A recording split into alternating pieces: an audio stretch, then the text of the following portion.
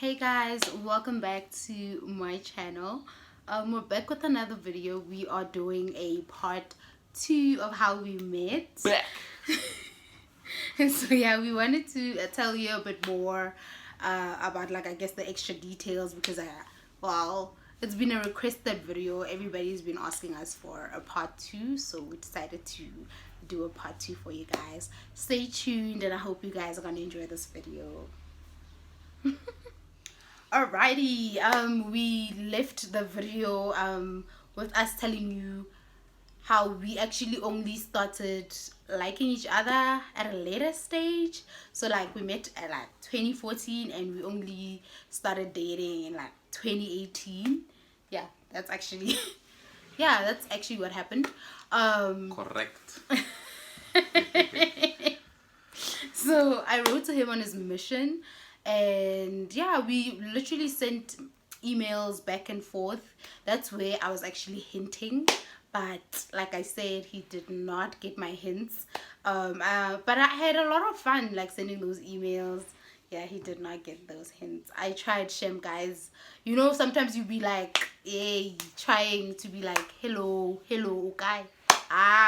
But some people, like, they can't see. So anyway, with those emails, my husband couldn't see anything. Like, he was just like, I don't know, maybe you actually did you? I did what? No boni mara, no, you know, no komanyana. Oh, I don't know. No, I didn't see. But yeah, anyway, that's how we just continued the the awkwardness of which we had started, because like we said in the previous video, right, that from that very awkward encounter, that the awkwardness continued, guys. Yeah, it did. And so when I was away, and I was still getting emails from her, which is obviously the only way to contact people, I personally was excited for any email. So I'd rock up there and there would be like 2 or 3 emails, because nobody really missed me when I was gone, I guess. So when anyone would email me, I'd get super excited. And yeah, but there was nothing special for me about any email, in that way, né? But yeah, I appreciated every email. So even when she emailed me, I emailed back all the time. I tried to, at least. I just shared my experiences with her. Yeah. And all that. Yeah, that was the fun part. I loved the emails, because I think more than anything, even though I was trying to like hint, I was also very like curious about like mission, and I wanted to hear more. So when he shared a lot of stories with me, I was very excited. I enjoyed that part. It was nice. He sent me a lot of pictures, and he would tell me like if ever there was like baptism, and then there used to be this cute child, like maybe that he held on his mission. Children. And would take but like there's a lot of there's only one that I really remember, because I think it was the first picture that you actually sent while you were on your mission with a baby, and it was like baby Strawberry, and I think I was just like excited about like the baby's name, because I was so shocked already. Strawberry, I never understood that, but she was so cute, and so he looked cute, and I was just like picturing my future husband. So yeah, I really was. I was picturing my future husband, and I was like, woo! With a kid and all of that, and so I was just like, yeah, excited about that. So I thought that was cute. So anyway, fast forward to I guess later years after that. So maybe 2016, 2017. We didn't really talk much, but we saw each other a little bit. Like I saw you at the temple. I think we were at the temple for Manzini's wedding, but we actually had like, it's like we missed each other, but we actually were at the same place, at the same time, but we never really like talked much. And then at the Oscars, he came and that was when you came back. So that was 2016. Came back. Oh, shame. Charlie had a girlfriend, by the way. I'm standing by the queue there. He comes. I'm like excited. I'm nervous. I'm like, oh my gosh, he's back. You know? Then he comes, says hi. Mapa. He says Mapa on my popcorn. And I'm like, no, next Mapa. Dololo. No hug. Hi, bo. Like, look. I got to do lady popcorn. Woo, Mara. Like, dololo, no hug. I remember how mad my sister was. She was like, you email him for 2 whole years and then this person doesn't even give you a hug when he gets back. Imagine. Just imagine. I'm going around hugging everyone. But yeah, we really had like very awkward encounters. I won't lie. It was so awkward. I didn't know what to say to him. I saw him at firesides. I saw him at all these other activities that we had at church. And so it was always awkward. But anyway, I ended up moving, of course, so 2017 I moved to Utah and then I moved to San Francisco. So anyway, when I was in San Francisco, that's actually when I did the things. That's when I actually slid in his DMs and I told him how I felt about him. Like, because I always felt like I liked him for so long and he never knew, and I just wanted to just let it out and just tell him that I actually like him. Whatever he does with the information would just be his baby, but I just wanted to like put it all out there. I didn't know what was gonna happen. I was super scared. Even after doing it, I was just panicking, hoping for a good response. And so yeah, how was it for you when I actually like slid in your DMs? Which part? Like the whole thing, like me telling you how I felt and stuff. Oh, well, look,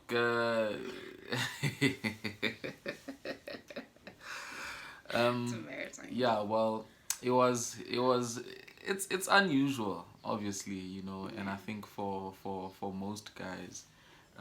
But yeah, to not generalize here, for me it was unusual, okay.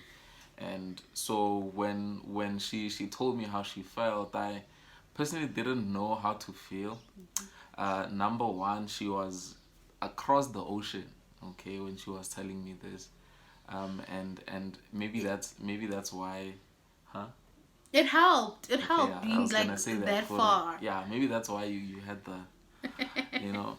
But yeah, personally I was very against long distance relationships. We both were actually.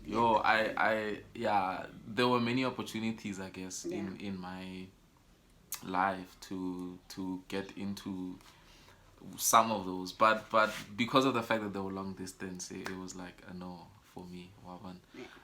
But somehow I was like, okay, cool, well, you are far away and all that, but you know, how about we chat, and then we see how everything goes.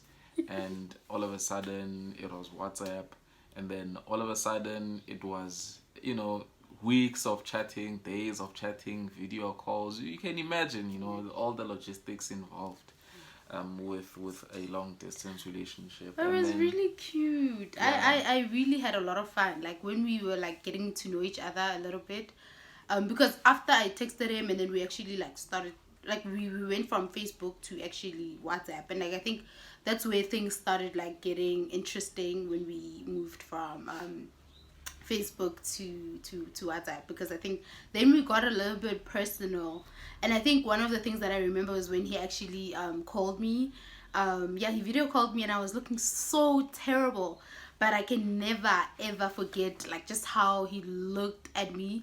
I think in his eyes on that day I looked like the most beautiful woman ever. I won't lie. I was just like, he couldn't stop looking at me. He was just like, when we were video calling, and I looked terrible because when I was au pairing, honestly speaking, when you're working with children, you don't have time to actually look pretty. You just whatever, duke or lepondo or tatabeng, and then you take the child to school. You're clean, of course, yes, mara. There's no time to look pretty. There's no time to do the shrink swang, the what, yeah, you know.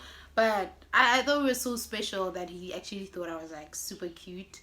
And then I remember there was just this one day. This is when he actually was trying to ask me out, to be his girlfriend, and he was super shy that day, and he stayed up for like very very late, um, and he kept on like talking to me a lot, and he wanted to call a lot of times. He called actually a lot of times. Remember, you called a lot of times that day. I was with the girls. Yeah, I was with like some of the South African girls at the time, and he kept calling, and so I moved to like another room so we can like talk. I knew very well that he wanted to say something, but I didn't know exactly what. And then I think he actually texted me like the next day when I went back to San Francisco, because on that day I was actually in I don't know what is that place, Habutung. What Creek? Oh yes, Walnut Creek. I was in Walnut Creek at the time. So when I went back to San Francisco, and that's actually when he actually told me how he felt about me. I thought that was so cute. Yeah, so I sent this long voice note to one, just letting her know and just shooting my shot there. And so her efforts of sliding into a guy's DM were not for nothing. And so eventually we got to know each other, like she said, and it was the start of of a lot of things. It was the start of a great relationship.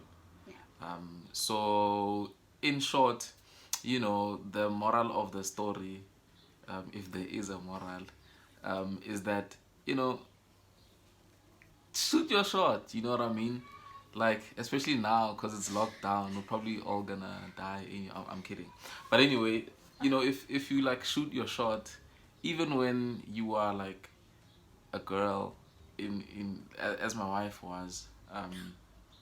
Was No, is but like okay.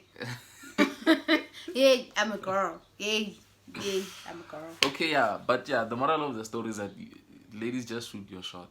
Like, honestly, we are in 2020 now, and there's a lot of potential out there, potentially great relationships in particular that can happen, but not every guy is gonna be looking. And like sometimes also, like, I feel like not everybody notices you until you actually like put yourself out there, because like I feel like I've seen this, and I used to say this to my friend Kore, even that's actually what helped and encouraged me to actually shoot my shot, because we were saying that most of the girls in our church who are actually married are the girls who told their like husbands that they actually like them, and like that's how the guys ended up actually noticing them, because most of the time, yes, we all wait like for a guy to come, and you wait for your crush, you're like, oh, hoping he will look at you, whatever, but it actually takes a long time, because sometimes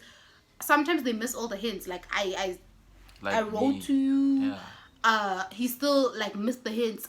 Even when I saw him, I was very shy, I was like, all over the place, but he still missed it. And that's how I'm just saying, sometimes your crush is there, and like you have, I guess, there's a potential relationship that could come out of you actually like saying, hey, look this way, or like you don't, and what I learned also is that you don't need to actually tell him exactly that you like him, but you can actually like start talking to him, for instance, and like get to know him and all of these things, and that could actually like help. And like with that, no one's saying that relationships are guaranteed, when the woman makes the first move. True. Obviously there is the factor of rejection, but like we deal with rejection in most spheres of our lives, I guess. So like, and a lot of women, I think, are strong enough to deal with it. So in as much as you deal with rejection, maybe like at don't know, work or wherever, you know, like what is rejection in a relationship if you can handle all other kinds of rejections, you know what I mean? So don't be discouraged. Just shoot your shot and, you know, like, yeah, and at the end of the day, the guy will know. That's why I was saying, Kere, he will know how you felt about him, and then like whatever he does with that information, that's his own baby. But when you also feel free because you know you like let it out because it's been here. You've been saying, "Oh, my crush, how mona you you know, all these things." But like, yeah, like things happen, and like just let him know. Let your guy know that you like him, because sometimes you will. I'm telling you, I always told this to my friend Hore. Any of the guys that I've ever had a crush on, they never noticed me. So it's like, if ever, you know, even baby didn't notice me. Like, you see. So sometimes you have to be the one who actually like says something. You initiate something. You just say hi. You know, like, if the hints don't work, then you might have to stay, like, you know, top it up a notch. I don't know. And Up it up a notch. I don't know. I think my observation or what I've seen is that with a lot of women, they are afraid, and we're not saying your fears are invalid here, but they are afraid of Rejection. even if like, in addition to rejection, even if they shoot their shot, they are afraid sometimes that if the guy says yes and accepts them, the guy may not value them or appreciate them, unlike something that guy went for that's directly. true. But I think that is a reality, but I think it says more about the guy than it does about the girl. You know what I mean? So like, remember, Hore, it's not your fault if someone then starts to treat you like in a weird way, and obviously there's always a way to put an end to that. You know?